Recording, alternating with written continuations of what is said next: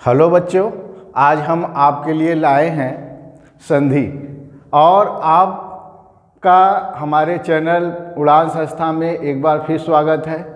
अभी पेपर आने वाले हैं यूपी बीएड और यूपी टेट स्पेशल, उसके लिए आज हम संधि लाए हैं एकदम सरल भाषा में। आज आपको अगर संधि नहीं आता है तो 100% आपका कंसेप्ट क्लियर हो जाएगा। क्यों? क्योंकि संधि एकदम सरल भाषा में यहाँ आपको समझाया जाएगा और मुझे यकीन है कि 100% आपको आएगा। देखिए,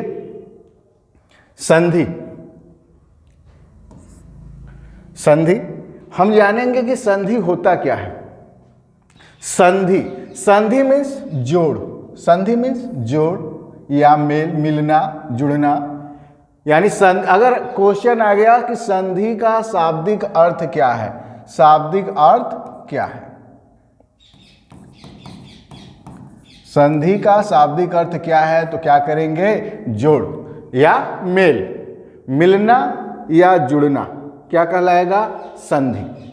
संधि का डिफिनेशन क्या है? संधि का डिफिनेशन क्या है? ध्यान से देखिए, जब दो वर्ण आपस में मिलते हैं, मिलने पर जो परिवर्तन होता है संधि कहलाता है। कंसेप्ट क्लियर कीजिए, शब्द नहीं है, यहाँ पर वर्ण है। हम लोग वर्ण पढ़े हैं, स्वर और व्यंजन, तो यहाँ पर वर्ण है कि जब दो वर्ण आपस में मिलते हैं, मिलने पर जो परिवर्तन होता है संधि कहलाता है। अब आगे है संधि विच्छेद। परिभाषा क्लियर हुआ कि जब दो वर्ण आपस में मिलते हैं और उनके मिलने पर जो भी परिवर्तन होता है उसे हम संधि कहते हैं। अब है अगला पॉइंट है संधि विच्छेद। विच्छेद यानी अलग करना, विच्छेद मीन्स अलग करना। संधि बना हुआ है और संधि को हम पुनः अलग कर रहे हैं, वर्ण जुड़े हुए हैं, हम उनको पुनः अलग कर रहे हैं, क्या कहलाएगा? संधि विच्छेद कहलाएगा। बने हुए संधि को पुनः अलग करना है, पुनः यानी फिर से अलग करना, बना है, बने हुए संधि को पुनः अलग करना संधि विच्छेद कहलाता है। संधि बना है, फिर से हम उसको दो पार्ट में दो कर रहे हैं, क्या कहलाएगा? संधि विच्छेद कहलाएगा। क्लियर हुआ? तो इसमें हम तीन चीजें जाने कि संधि का शाब्दिक अर्थ क्या होता है। संधि का शाब्दिक अर्थ जोड़ या मेल होता है। और दूसरा, संधि का डिफिनेशन क्या है कि जब दो वर्ण आपस में मिलते हैं और उनके मिलने पर जो परिवर्तन होता है संधि कहलाता है। क्लियर हुआ? संधि विच्छेद क्या है? संधि, बने हुए संधि को हम फिर से अलग कर रहे हैं, पुनः अलग कर रहे हैं, यह हमारा संधि विच्छेद कहलाएगा। अब हम जानेंगे कि संधि के प्रकार कितने हैं। संधि के प्रकार कितने हैं? देखिए, संधि के प्रकार, देखिए, संधि तीन प्रकार के होते हैं। संधि तीन प्रकार के होते हैं। कौन कौन से होते हैं? स्वर संधि, नंबर 1 स्वर संधि कह सकते हैं, नंबर 2 व्यंजन संधि, नंबर 3 विसर्ग संधि। यानी संधि कितने प्रकार के होते हैं? संधि तीन प्रकार के होते हैं। कंसेप्ट क्लियर हुआ कि संधि के कितने टाइप हैं, कितने प्रकार हैं? तो तीन प्रकार हैं। नंबर 1 स्वर संधि, नंबर 2 व्यंजन संधि, नंबर 3 विसर्ग संधि। ओके, अब हम जानेंगे कि स्वर संधि होता क्या है। स्वर संधि होता क्या है? परिभाषा देखेंगे क्या होता है। जब दो स्वर, देखिए यहां वर्ण की तो नहीं है लेकिन यहां स्वर आया है, यहां व्यंजन की बात नहीं हो रहा है, केवल स्वर। हिंदी में कुल कितने स्वर होते हैं? 11 स्वर होते हैं। अगर यही हम पूछ दे संस्कृत में कितने स्वर होते हैं, हिंदी में कितने स्वर होते हैं? 11 होते हैं। और संस्कृत में कितने होते हैं? संस्कृत में आपके 13 होते हैं।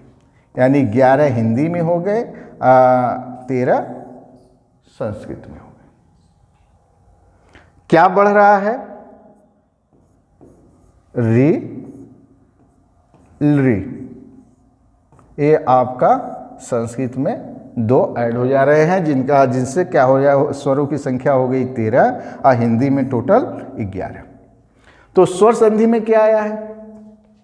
जब 2 स्वर आपस में मिलते हैं, 2 स्वर, दोनों तरफ स्वर हो, जब 2 स्वर आपस में मिलते हैं, मिलने पर जो परिवर्तन होता है स्वर संधि कहलाता है।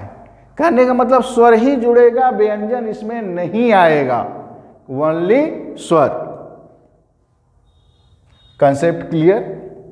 संधि के प्रकार, संधि 3 प्रकार के होते हैं। नंबर 1 स्वर संधि, नंबर 2 व्यंजन संधि, नंबर 3 विसर्ग संधि।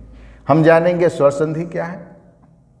जब 2 स्वर आपस में मिलते हैं, मिलने पर जो परिवर्तन होता है स्वर संधि कहलाता है। ओके, अब हम जानेंगे स्वर संधि। स्वर संधि की परिभाषा जान गए। अब हम जानेंगे कि स्वर संधि कितने टाइप के होते हैं, इसके भी प्रकार हैं। देखिए, स्वर संधि 5 प्रकार के होते हैं, 5 प्रकार। स्वर संधि के प्रकार हैं, ऑप्शन 5 सही है। नंबर 1 दीर्घ स्वर संधि, नंबर 2 गुण स्वर संधि, नंबर 3 वृद्धि स्वर संधि, नंबर 4 यड़ स्वर संधि, नंबर 5 अयादी स्वर संधि। तो स्वर संधि में ये 5 टाइप है। अब 5 को हम लोग पढ़ेंगे। देखिए,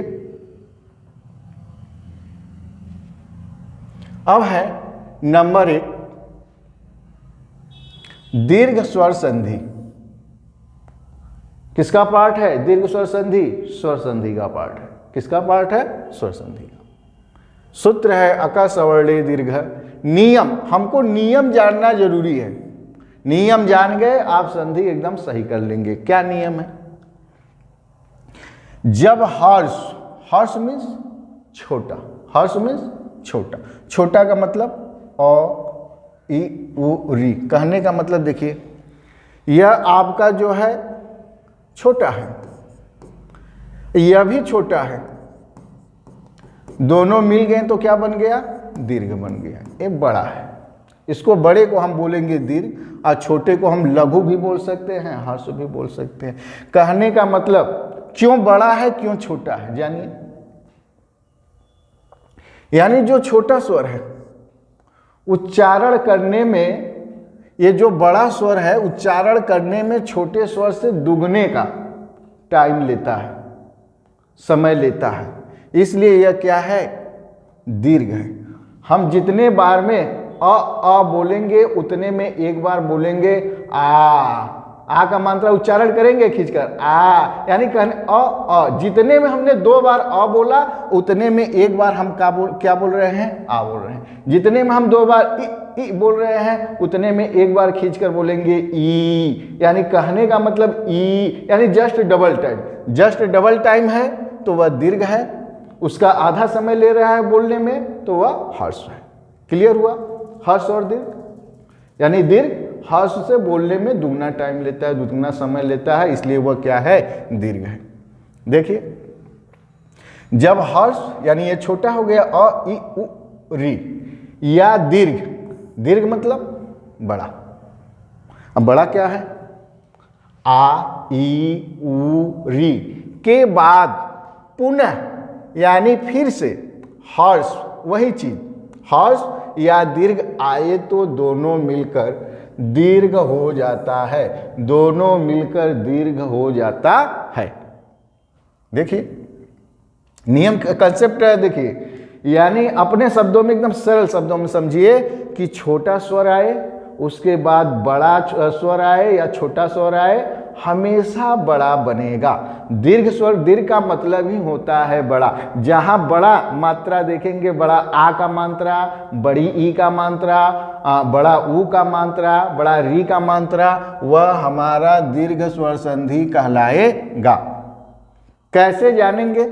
कैसे बनाएंगे? देखिए, जब हम संधि बनाते हैं, संधि विच्छेद होते हैं, दो शब्द अलग अलग होते हैं, उसको क्या होते हैं? जोड़ते हैं, तब तो संधि परिवर्तित होती है, परिवर्तन होता है। तो पहला पार्ट का हम लास्ट देखेंगे और दूसरे पार्ट का फर्स्ट देखेंगे।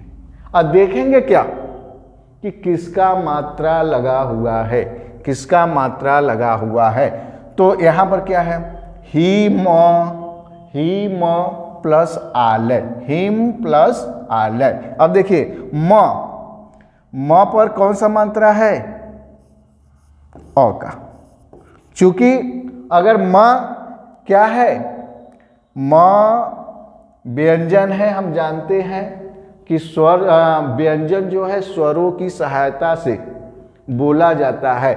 अगर ये म है, मान लीजिए ये व्यंजन है, यह व्यंजन है। अगर हमको म लिखना है तो इस पर अ का मात्रा लगाना है, तब जाकर बनेगा म। इसमें दोनों का उच्चारण हो गया, व्यंजन का भी स्वर का, यानी कह सकते हैं कि व्यंजन स्वरों की सहायता से बोले जाते हैं। क्लियर हुआ कंसेप्ट? तो यहाँ पर ही म किसका मात्रा लगा है? अ का मात्रा लगा है। इधर किसका है? आलय, आ का मात्रा लगा है। संधि बनाते समय हम फर्स्ट का लास्ट देखेंगे और सेकेंड का फर्स्ट देखेंगे कि किसका मात्रा लगा है। तो इधर अ का मात्रा लगा है, इधर आ का मात्रा लगा है। हमने कहा कि अ के बाद अगर अ आए तो भी आ, अगर अ के बाद आ आए तब पर भी आ के बाद अ आए तब पर भी आ के बाद आ आए तब पर भी आ। यानी हर सिचुएशन में आ ही बनेगा, बड़ा ही बनेगा। तो अ के बाद आ गया, क्या बनेगा? बड़ा बनेगा। आप हिम लिख दिए, ये इसका मात्रा प्लस इसका मात्रा कन्वर्ट हो गया आ में, तो आ का मात्रा लगा दीजिए, हिमालय हो गया। क्लियर हुआ? अब दूसरा देखिए, गज प्लस आनन, वही चीज गज, अ का मात्रा इधर आ का मात्रा, क्या बनेगा? आ बनेगा। गज लिख दिए, आ का मात्रा लगा दिए। अब ये मात्रा खत्म, ये जो लगाए आगे का लिख दीजिए, गजानन। विद्या, आ है, क्या होगा? आ ही बड़ा ही बनेगा, तो विद्यालय। देखिए और बनाइए, कॉपी ले लीजिए, बनाइए, एकदम सरल। अच्छा, इतना अच्छा लगेगा, बार बार करने का इच्छा करेगा। दूसरा देखिए, इसमें हमने बोला हर्षों में क्या क्या है? अ है, ई है, री है, ऊ है, री है। तो ई का देखते हैं। जैसे हमने बताया कि पहले का लास्ट और दूसरे का फर्स्ट देखते हैं। क्या देखते हैं? मात्रा देखते हैं। गिरी, ई, गिरी, ई का मात्रा लगा है। ई, इंद्र, ई का मात्रा क्या बनेगा? हमेशा बड़ा बनेगा। गी, री, स, र लिख दिया, बड़ा ई का मात्रा, आगे का लिख दिए, गिरिंद्र। इसी तरह जैसे छोटी ई आया है, बड़ी, फिर छोटी ई आया है, बड़ी, छोटी ई आया, उसके बाद बड़ी आया, बड़ी, बड़ी के बाद बड़ी आया, तब पर भी बड़ी, बड़ी के बाद छोटी आया, तब पर भी बड़ी। सेम प्रोसेस वही है। अब लास्ट देखिए, फर्स्ट देखिए, बना दीजिए। देखिए गिरिधन इस, क्या आया? छोटी का मात्रा, छोटी का मात्रा, बड़ी का मात्रा, बड़ी का मात्रा, क्या किस में कन्वर्ट होगा? ई में। आप गी र लिख दिए, इस पर ई का मात्रा लगा दीजिए, स, गिरीश हो गया। इसी तरह कपिधन इस, कपिस हो गया। सेम वही प्रोसेस ऊ के लिए भी है। देखिए भानु, छोटा ऊ, इधर क्या? उदय, छोटा ऊ, किसमें कन्वर्ट होगा? बड़ा ऊ में। भानु लिख दिए, बड़ा ऊ का मात्रा, ये ऊ खत्म, इसका यह मात्रा खत्म, द बचा, द लिख दीजिए, भानुदय। ओके। भूधन उष्मा, बड़ा ऊ, बड़ा ऊ क्या बनेगा? बड़ा ऊ बनेगा, भूष्मा। लघुधन उर्मी, छोटा ऊ प्लस बड़ा ऊ किसमें कन्वर्ट होगा? हमेशा बड़ा में होगा। लग लिखकर ऊ का मात्रा आगे लगा दो अपना, जो बचा है लघुर्मी। सेम प्रोसेस, छोटा ऊ के बाद छोटा ऊ आया, तब पर भी बड़ा ऊ, छोटा ऊ के बाद बड़ा ऊ आया, तब पर भी बड़ा ऊ, बड़ा ऊ के बाद छोटा ऊ आया, तब पर भी बड़ा ऊ, बड़ा ऊ के बाद बड़ा ऊ है तो भी बड़ा ऊ। एकदम कंसेप्ट क्लियर। कहने का मतलब हमेशा बड़ा ही लगाएंगे मात्रा, आपका कौन सा होगा? दीर्घ स्वर संधि। दीर्घ संधि में किसका मात्रा लगाते हैं लास्ट में? आ का लगाते हैं, बड़ी ई का लगाते हैं, बड़ा ऊ का लगाते हैं, बड़ी री का लगाते हैं। ये चार चीजें, चार हैं, चार स्वर हैं। एक स्वर बचा है आपका री। देखिए, पितृधन रीढ़, री री क्या बनेगा? बड़ा री। पितृड़, ये बड़ा री हो गया, पितृड़ हो गया। मात्र री है, इधर भी री है, क्या बनेगा? बड़ा री बनेगा, मातृड़ हो गया। ओके, इस तरह आपका दीर्घ स्वर संधि खत्म हुआ। इसमें एक संधि आपको और पढ़ा रहे हैं, गुण स्वर संधि। बड़ा ही अच्छा समझ में आया होगा, मुझे यकीन है, लेकिन आपको प्रैक्टिस करवाएंगे। आप नियम जो पढ़ाए हैं बड़ा ही बेहतरीन समझ में आएगा अगर आप इस नियम को एक बार फिर से अपने कॉपी पर लिखकर रिवाइज करेंगे। देखिए, एक और संधि है गुण स्वर संधि, सूत्र आद गुड़ा। देखिए क्या है नियम। नियम देखिए, जब अ या आ के बाद, नियम देखिए, अ के बाद या आ के बाद दोनों है। जब अ या आ के बाद इ या ई आए तो दोनों मिलकर ए हो जाते हैं। नियम नंबर 1, इसमें 3 नियम है। नियम नंबर 1 कंसेप्ट क्लियर करिए कि जब अ या आ के बाद ई या ई, कोई अ के बाद आए या आ के बाद आए, छोटी ई आए चाहे बड़ी ई आए, हर सिचुएशन में ए बनेगा। ए का मतलब एक चुंडी ऐसे, ये मात्रा है ये का।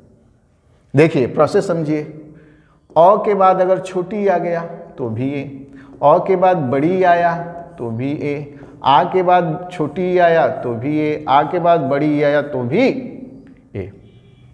कैसे बनेगा? देखिए यार, उदाहरण देखिए।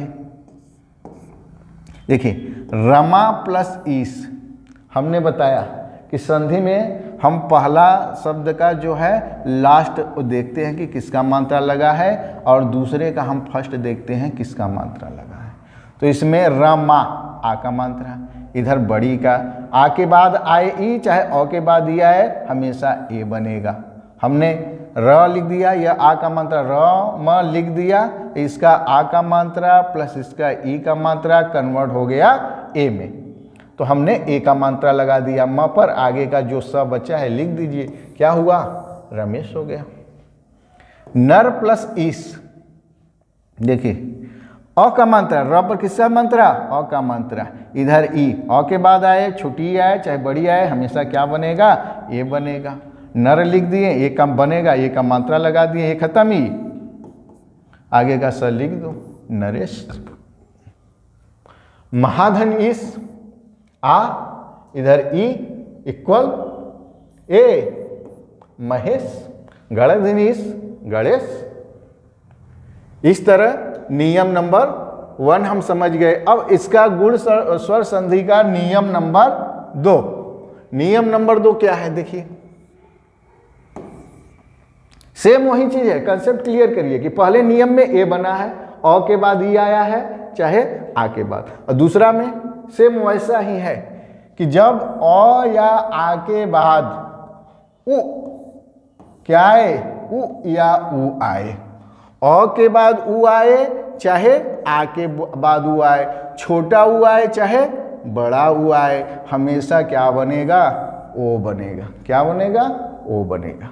ओके, अ के बाद उ आ गया तो भी ओ, अ के बाद बड़ा उ आया तो भी ओ, आ के बाद छोटा उ आया तो भी ओ, आ के बाद बड़ा उ आया तो भी ओ। यानी एक कंसेप्ट में रखना है कि अ के बाद आए चाहे आ के बाद आए, छोटा उ आए चाहे बड़ा उ आए, हमेशा ओ ही बनेगा, हमेशा ओ ही बनेगा।